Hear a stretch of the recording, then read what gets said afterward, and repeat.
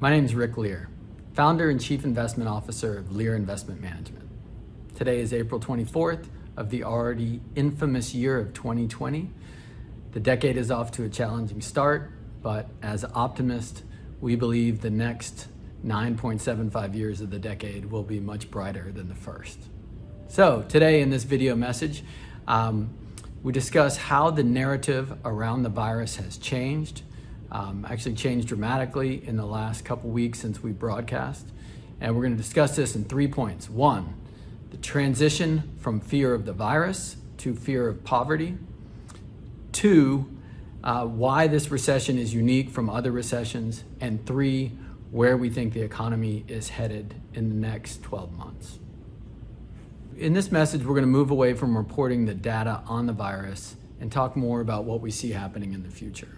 And what we have seen happen is there was first a fear of the virus, and that fear has now transitioned into fear of poverty, meaning many of the people affected by the virus and having to stay at home are now worried about how they're going to feed their families.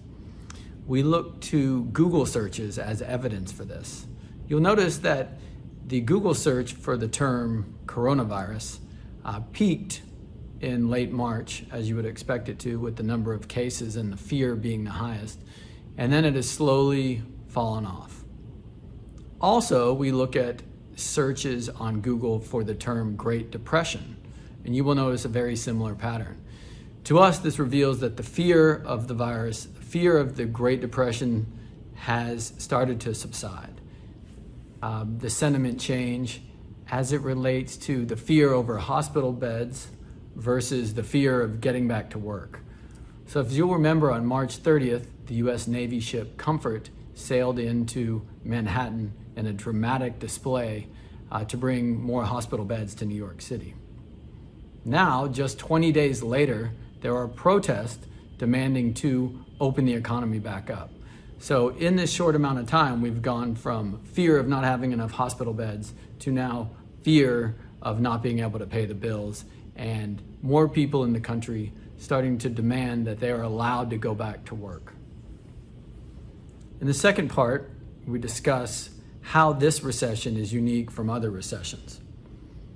So this recession was not the result of a bubble bursting like the tech bubble of the late 90s or a real estate bubble in 2008. This was a result of a virus, and it resulted in a self-induced shutdown by the government.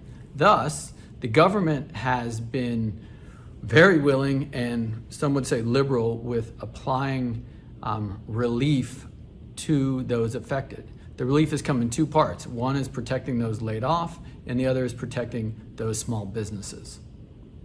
What is unique is that during this recession, individuals are receiving more for unemployment than they were in previous recessions. We take an example of an unemployment benefit calculator from the state of California, and what you will see is that a person making around $40,000 a year in the state of California will now receive up to $900 per week, or more than they were making before, by being unemployed. This helps support the economy and helps support them temporarily to pay their bills.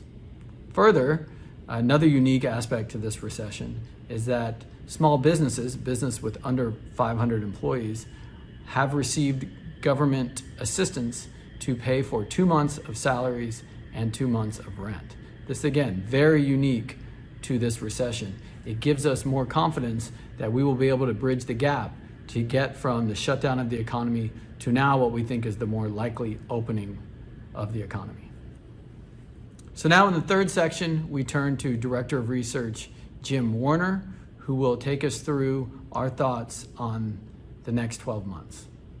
Our best guess is that by spring of 2021, there will be a vaccine available, or nearly available, which will mark the end of this crisis and return to what we once thought was normal. To be sure, things will be different.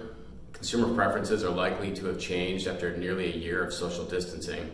There will be winners and losers for sure, but people will still want to buy houses, engage in hobbies, and there could be a surge in social activities such as travel, entertainment, attending sporting events, even going to restaurants. From a market perspective, we see a strong rally in equities, particularly in the industries hardest hit by social distancing, as corporate earnings recover and risk-taking reemerges. Interest rates will likely remain low, which will further enhance the relative attractiveness of equities. It is our fondest hope that a year from now, this pandemic will be firmly in the rearview mirror as a society. So it is important to note that this crisis will pass. Through our portfolio strategies, we protected our clients' irreplaceable wealth, and we will continue to do so. But remember, the market is forward-looking.